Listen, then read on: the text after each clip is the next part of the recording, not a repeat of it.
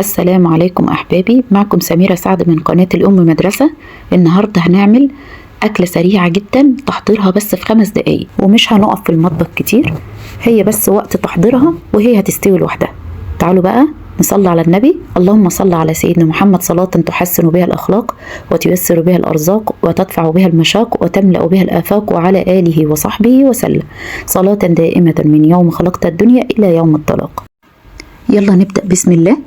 معانا برام، البرام ده هنحط فيه اللحمة بتاعتنا اللي احنا غسلناها كويس قوي ومقطعينها قطع صغيرة. هنحط عليها صلصة الطماطم اللي احنا كنا مفرزينها قبل رمضان، مقدار يعني كبشتين كده. ومعانا بطاطستين وسط كده هنقطعها، وهنقطعها مكعبات صغيرة وبرضو هنحطها عليها.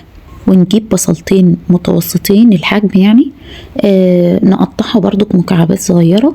انا كان عندي واحدة حمراء وواحدة بيضة، قطعت الاتنين وحطيتهم برضو عليهم.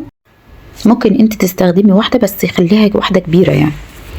وبعد كده كنا احنا مفرزين برضو البسلة والجزر، حطيت البسلة والجزر برضو عليها يعني بمقدار كده كوباية. ولو عندك فاصوليا خضراء ممكن تقدري تحطيها، او ممكن تحطي كمان الكوسة.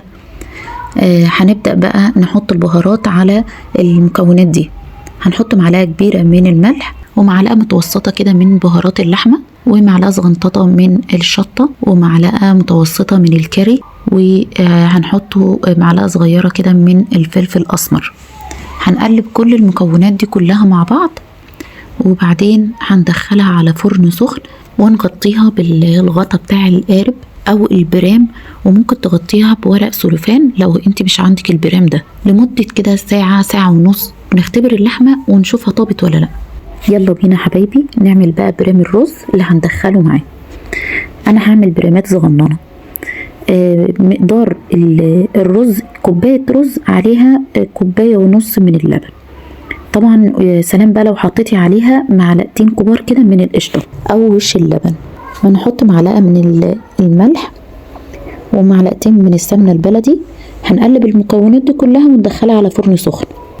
عملت كمان 3 برامات صغننين، المقدار بتاعهم هيكون كبشة رز عليهم كبشتين من اللبن ومعلقة سمنة ومعلقة قشطة ومعلقة ملح. هنقلبهم كلهم وندخلها في الفرن. طبعا ما تمليش اللبن كتير في البرام علشان ما يفرش من البرام ويبقى منظر البرام مش حلو قوي، فهتعملي مقدار كده لنص البرام علشان لما الرز بتاعك يطيب يكون بالمنظر اللي انت شايفاه كده. ده هيكون شكل البرامات لما تطلع من الفرن.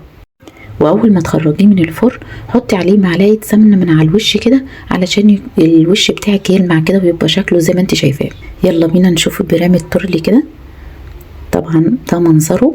انا في الفرن لما بصيت عليه لقيت اللحمه بتاعتي استوت، بس شلت الغطا بتاع البرام علشان ياخد تحميره من على الوش كده. كده حبايبي عملنا اكله سهله وسريعه وما وقفناش في المطبخ كتير. هي المكونات كلها كانت معانا في الفريزر، وقطعنا بس حاجات بسيطه ودخلناها في البرام وعلى الفرن على طول. هي استوت لوحدها، خدت لها ساعة ونص.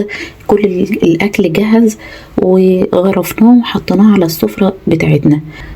طبعا لو لاحظتي ان احنا بنعمل وصفات سهلة وسريعة علشان احنا ما نحبش وقفة المطبخ كتير. فلو عجبك الفيديو ما تنسيش تعملي لي لايك وشير واشتراك في القناة علشان يوصل لك كل جديد. والسلام عليكم.